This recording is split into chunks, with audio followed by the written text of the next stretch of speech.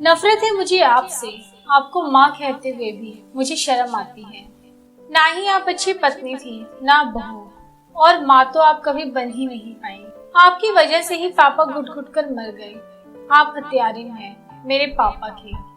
अब मैं आपके साथ एक पल भी नहीं रहूंगा। मैं ही बाधा था आपके और मिस्टर विनाश के बीच। जा रहा हूँ मैं, और अब आप खुलकर अपने यार के साथ रंगरलियां मना लीजिएगा। सागर के शब्द अभी भी नियति के कानों में गूंज रहे थे। उसने अपने दोनों कानों पे हाथ रख लिए, लेकिन सागर के तीखे शब्द उसकी आत्मा तक को छलनी कर चुके थे। हे माँ, और कितनी परीक्षा मुझे देनी होगी। थक गई हूँ अब बस, और नहीं। क्यों क्यों मैं नियति? लेकिन मेरी नियति में ही सुख नहीं है। नियति माता रानी के आगे बिलक बिलक कर रो रही थी। जिंदगी ने कभी भी नियति का साथ नहीं दिया। पैदा होते ही माँ पापा का साया छिन गया। बड़ी होते होते भी उसे यह समझ आ गया कि चाचा कमलेश और चाची निर्जा को उससे नहीं बल्कि उसके पापा के मिले इंश्योरेंस पैसों से है। लेकिन नियति यह जानने के बाद भी खुश थी, क्योंकि वो समझती थी भले ही पैसों के लिए, लेकिन चाचा चाची ने उसके सिर पर एक छत तो रखी है। चचेरे भाई और बहन उसे अपना तो मानते हैं। उसकी चचेरी बहन सौम्या दी हमेशा अपनी मम्मी नियति की चाची की डांट से बचा लेती थी। कुछ सालों बाद जिंदगी को शायद नियति पे थोड़ा रहम आया। सौम्या दी की मौसेरी सास ने अपने छोटे बेटे साहिल के लिए नियति का हाथ मांग लिया। बिना दहेज की शादी का सुनकर चाचा चाची ने भी ज्यादा नहीं सोचा और उसके हाथ पीले कर दिए। नियति की जिंदगी के वो सबसे खूबसूरत दिन थे। ससुराल में भी सभी उसे बहुत प्यार और सम्मान मिलने लगा। उसने अपने मधुर व्यवहार से सभी का दिल जीत लिया। नियति को अपनी ही किस्मत से रश्क होने लगा।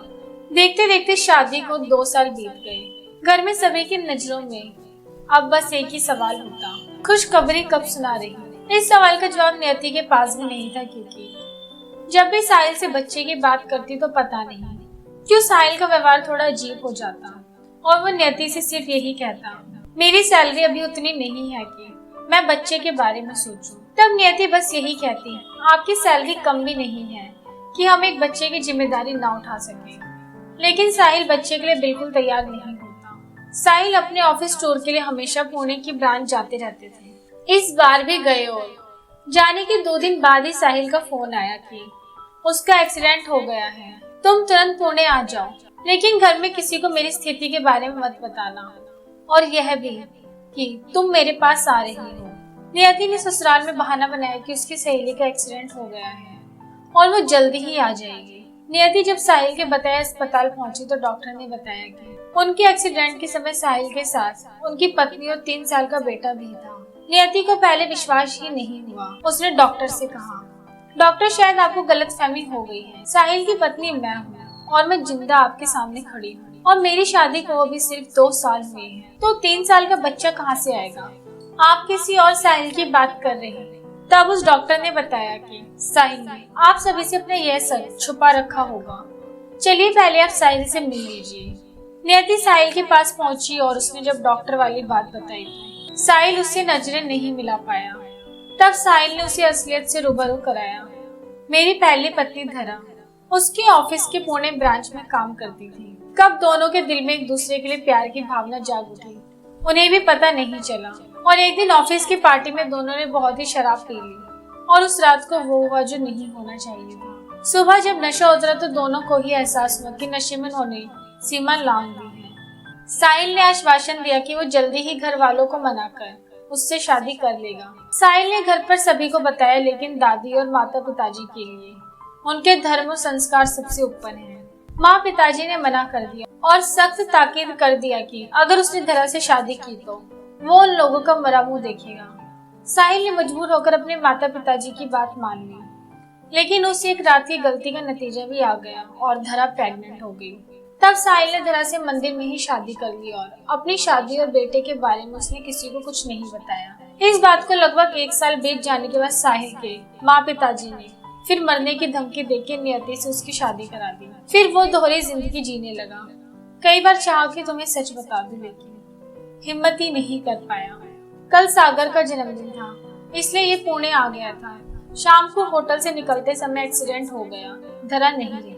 साहिल रोने लगा। रो तो नियति भी रही थी ये सोचकर कि विधाता ने उसके हिस्से में सिर्फ और सिर्फ दर्द ही लिखा है। अगर खुशियां भी मिलती है तो वो भी उधार की। मैं जानता हूँ कि मैंने तुम्हें धोखा दिया है, लेकिन इसमें मेरे बेटे सागर का क्या दोष? क्या तुम उसे अपना सकती हो? क्या घर में किसी को यह बताए बिना कि सागर ही उस घर का असली चिराग है, उसे घर में शामिल कर सकती हो? प्लीज मुझ पर यह एहसान कर दो। नर्स के साथ रोते हुए एक बच्चा अंदर आया और पापा कह के साहिल से लिपट गया। पापा, मम्मी कहाँ है? मुझे मम्मी चाहिए। नियति ने उस मासूम को देखा, गोल चेहरा और बड़ी बड़ी आंखें, बिन माँ का बच्चा। ना जाने जिंदगी की ये कौन सी परीक्षा थी जिसमें उसे प्रश्न पत्र के सवाल ही नहीं पता थे।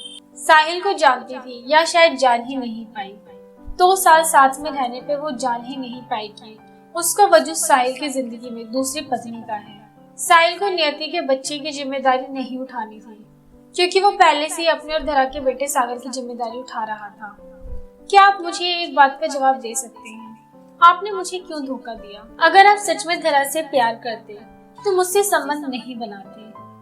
आपने मुझे ही नहीं, धरा को भी धोखा दिया था। आप दोहरी जिंदगी बहुत ही आराम से जी रहे थे। अगर आज आपके साथ यह एक्सीडेंट नहीं हुआ होता तो आप मुझे कभी नहीं बताते। मैं आपको कभी माफ नहीं करूंगी।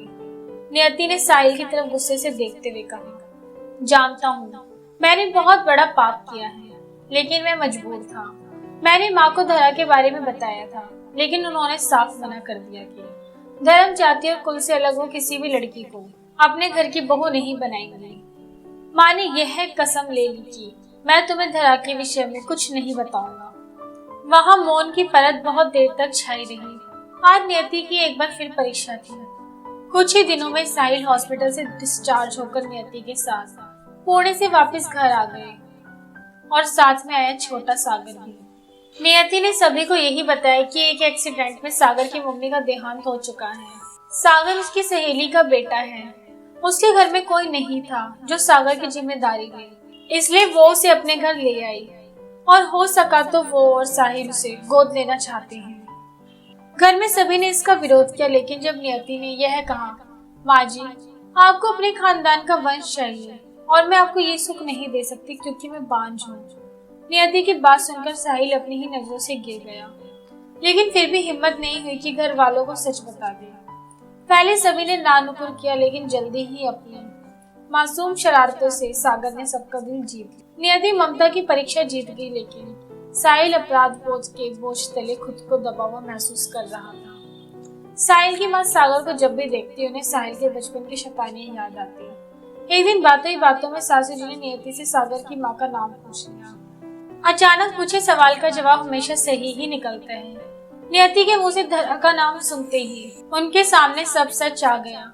साहिल से सब सच जानने के बाद उन्होंने साहिल से मुंह मोड़ लिया और नियति को भी सच छुपाने के लिए उससे नाराज हो गई। एक ही घर में रहते हुए सबके बीच एक खामोशी छा गई। इस सब खामोशी के बस एक ही सेतु का काम करता था, और वह था सागर की निश्चल हंसी और मासूम के दिल का प्यार। नियति का त्याग और सागर के लिए असीम प्यार देखकर साहिल धीरे धीरे अंदर ही अंदर घुटते जा रहे थे, और एक दिन इस दर्द से भी मुक्ति मिल गई। अब जिंदगी नियति से एक और परीक्षा देने के लिए तैयार खड़ी थी। साहिल के दोस्त अविनाश की मदद से नियति को साहिल की जगह नौकरी मिल गई। जिंदगी की गाड़ी का पहिया आगे बढ़ने लगा और देखते ही देखते सागर ने अपने यौवन बसंत को पार कर दिया। अविनाश ने इस सफर में उसका साथ एक सच्चे दोस्त की तरह साथ दिया, लेकिन नियति को अपनी दुनिया समझने वाला सागर अविनाश को बिल्कुल पसंद नहीं करता था। उसे नियति का अविनाश के साथ एक पल भी साथ देखना बर्दाश्त नहीं होता था। आज ऑफिस से निकलते समय नियति की तबीयत खराब होने से अविनाश उसे घर छोड़ने आए, लेकिन नियति को चक्कर आ गए। अविनाश ने बाहों में उठा लिया और घर के अंदर ले गए। सागर ने जब अविनाश की बाहों में नियति को बेहोश देखा तो उसने कुछ और ही मतलब निकाल लिया।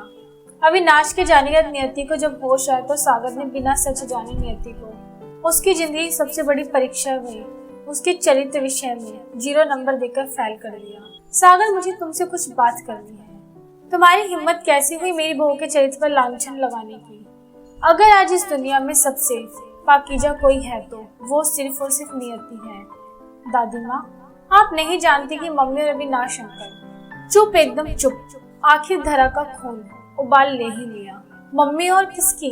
नियति तुम्हारी यशोदा माँ है, जिसकी ममता और उसकी पवित्रता पर कोई सवाल उठा ही नहीं सकता। दादी माँ ने उसे फिर नियति, उसके पापा साहिल और मम्मी धरा की कहानी सुनाई, जिसे जाने के सागर के पैरों तले जमीन खिसक गई। मम्मी मेरी सगी माँ नहीं है, मेरी माँ कोई और है। ये मैंने क्या कर दिया? कितने कड़वे बोल मम्मी से बोल दिए। नियति माता रानी के चरणों पर बैठी थी। सागर दौड़कर नियति के गले लग गया, लेकिन यह क्या? नियति का शरीर शिथिल हो चुका था। जमाने भर के गम और इल्जाम के प्रमाण पत्र लेते लेते नियति थक चुकी थी। आज सागर की बातों ने उससे जीने की वजह भी छीन ली। बहुत थक चुकी थी, लेकिन अब वो आराम से सो रही थी। आज नियति नहीं, जिंदगी हार गई थी। परीक्षा की सीमा काल खत्म हो चुकी थी। उम्मीद है दोस्तों आपको कहानी पसंद आई होगी। फिर मिलूंगी ऐसी ही और कहानियों के साथ। तब तक के लिए take care and bye bye.